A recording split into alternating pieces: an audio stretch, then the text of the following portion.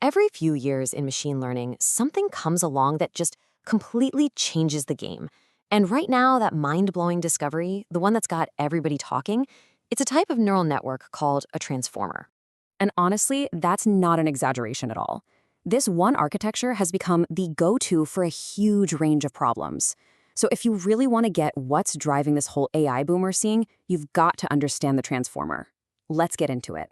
Okay, so here's our game plan. First, we'll talk about what makes this model so revolutionary. Then, we'll look at the old way of doing things and why it just wasn't cutting it anymore. After that, we'll dive into the 3 key innovations that make transformers tick. And finally, we'll see where these things are actually being used out there in the real world. All right, let's start with the revolution itself. The results we're seeing from these models they're genuinely astounding. We're not talking about a small incremental improvement here. This was a massive leap forward in what AI can do. Just think about it. These models can translate languages, they can write poetry that's surprisingly creative, and they can even generate actual working computer code. But it doesn't stop there. They've even been used in biology to help crack the protein folding problem, which is something scientists have been stuck on for decades. That level of versatility is exactly what makes them so special. And chances are you've already run into this technology, even if you didn't know it. If you've heard names like BERT or GPT-3 or T5 being thrown around, well, you've been hearing about transformers. They're all just different flavors, different versions, built on that same core architecture. But to really, truly appreciate why this was such a huge deal, we kind of have to rewind a bit and look at what came before. Because for the longest time, getting computers to understand language, well, it was a real struggle. So, before transformers, the big thing in town, it was something called a recurrent neural network, or an RNN for short. And the main thing you need to know about RNNs is that they worked sequentially. They read language one word at a time from left to right, kind of like how we do.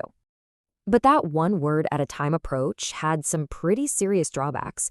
For one, RNNs had a terrible memory. They'd often forget what was at the beginning of a long paragraph by the time they got to the end. On top of that, reading word by word made them incredibly slow to train. And you couldn't just speed it up by throwing more computers at it. It was a bottleneck you just couldn't get around.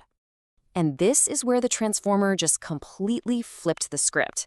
Instead of that slow, sequential, one word at a time thing, the transformer was built to look at all the words in a sentence at the exact same time, in parallel. And that one change, that made it super scalable and just way, way more powerful. Okay, so that raises a big question, right? How on earth does a model understand a sentence if it's not reading the words in order? Word order is pretty important. Well, the answer lies in 3 really clever innovations. So let's look under the hood. The 3 big ideas are positional encodings, something called attention, and then a really special type of attention called self-attention. Let's take them one at a time. First up, positional encodings. This is the solution to that word order problem we just mentioned. If you're looking at all the words at once, how do you know which one came first? The solution is actually kind of brilliant in its simplicity. You basically just slap a number or a tag on each word to tell the model its position in the sentence. You're literally encoding the word's position right into the data itself. And over time, the network just learns what those position signals mean. Okay, next up is the concept of attention. Think about it like this. When you're translating a sentence from English to French, you don't just go word by word, right? You look at the entire English sentence to get the full context. Well, attention is what lets the model do the same thing. As it's generating a word in French, it can pay attention to all the different words in the original English sentence and decide which ones are the most important for the word it's about to write. And this is where it gets really interesting. The title of that original 2017 paper was "Attention is All You Need." Now, the idea of attention wasn't totally new, but what they did in that paper, the special twist they added, that became the real secret sauce.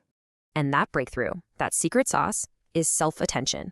It's a simple but powerful flip. Instead of paying attention to words in a different sentence, like in translation, the model pays attention to all the other words in the same sentence. It looks inward. This lets it figure out how important every other word is for understanding any single word.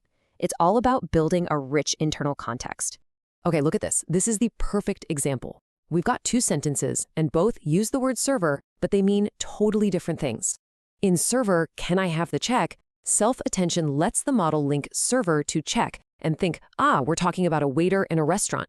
But in looks like I just crashed the server, It links server to crashed and thinks, okay, this is a computer.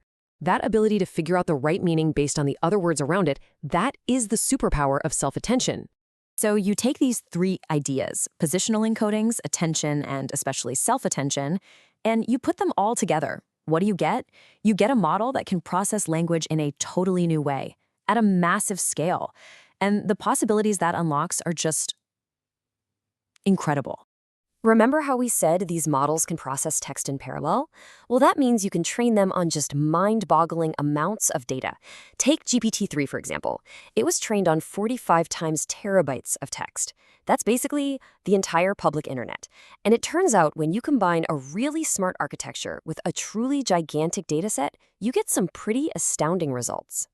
And this whole thing opened up a brand new way of thinking. It proved that you don't need carefully labeled data to build a powerful model. You can just feed it raw text from all over the internet, Wikipedia, books, Reddit, you name it. This approach is called semi-supervised learning, and it's a huge deal because it means we can tap into the nearly infinite amount of text data that's already out there. So this technology isn't just a lab experiment. It's absolutely everywhere.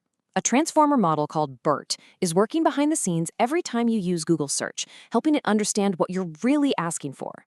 It's the engine behind countless cloud AI tools, and it's become this amazing all-purpose pocket knife for all sorts of tasks, like summarizing long articles, answering questions, or classifying text. And here's the really cool part. This stuff isn't locked away in some vault at a big tech company.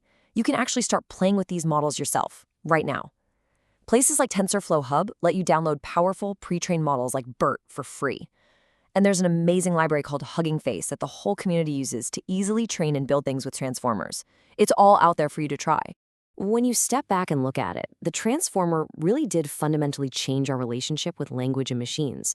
It wasn't just another model, it was a new tool, a new way of thinking. And it kicked off this incredible wave of applications we're all seeing today. Which, of course, leaves us with the big question. What comes next? What will the next breakthrough be, and what will it unlock for all of us?